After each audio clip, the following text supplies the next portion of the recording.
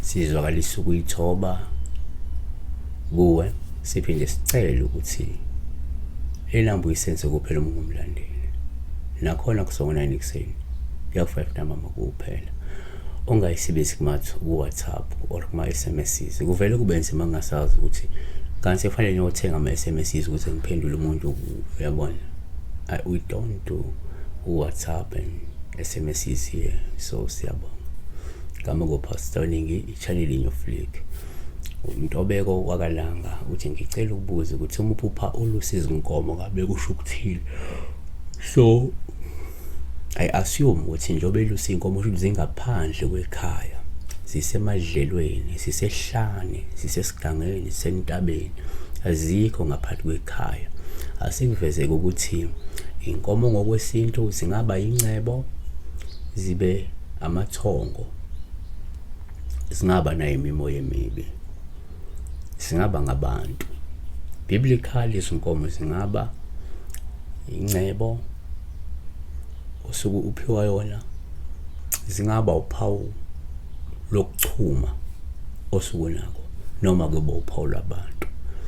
So number 1, ngokujwayelekile uma uphupha izinkomo kuba uphawu lokuma uzelusile edlelweni noma ehlane. Lungakhomba ukuthi umsamo awukalungiswa kahle, futhi amathongo angaphandle komuzi asengakangeniswa ngaphakathi, yabo. 2, futhi kuyenzeka ngesikhathi ukuphupha inkomo kuba uphawu lokuma uzelusile ngaphandle noma edlelweni. Lokho kungabuye kukhombe ukuthi kumele usukume ungenise izidalwa ezingakangeniswa ekhaya, yabo.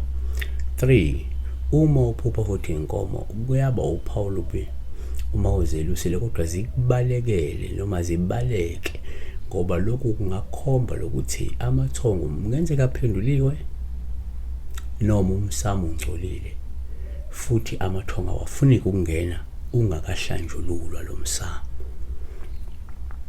4, futhi uma uphupha inkomo kuba uphawu lubi uma uzelusile kodwa ke zikubalekele noma zibaleke, ngoba lokho kungabe kukhomba ukuthi kungenzeka awunalo igunya namandla ukuthi ungathinta umsamo wena noma ukuthi ungathemeleza nezidalwa zakulomuzi. Ingakho uzothi umuthuthi ibalekele izinkomo ukuthi awunalo legunya, yabona. 5, kwesinye isikhathi kodwa futhi uma uphupha la inkomo kuyaba uphawu luhle uma uzelusile nje edlelweni elihle, yabona, ngoba lokho kungayibuye kuyikhombe lemizamo yakho yokunakekela nokuvikela noma ukuhlinzeka nje abantu obakhathalele ngezinsiza zokuphila.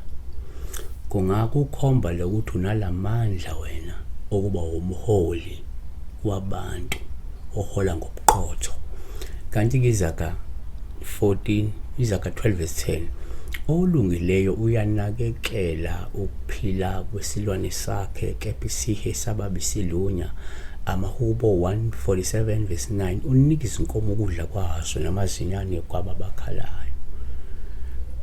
6, futhi kuyaba uphawu uma uphupha inkomo sithathe njengophawu uma uzelusile edlelweni elihle, leku kungayikhomba lencebo, kungakhomba lokuchuma, noma kungabe kukhombeke legalelo lakho lokuqapha umklamo wakho noma ibhizinisi lakho noma lokubhekelela lokhuza umklamo noma kabasebenzi asuke bekusebenzele bekulethele incebo. Izaga 27:23, yazi nokwazi ukuma kwezimvu zakho, ubeke inhliziyo yakho emhlambini yakho. Besibheka uphupha welusile. uNkulunkulu akakulonde.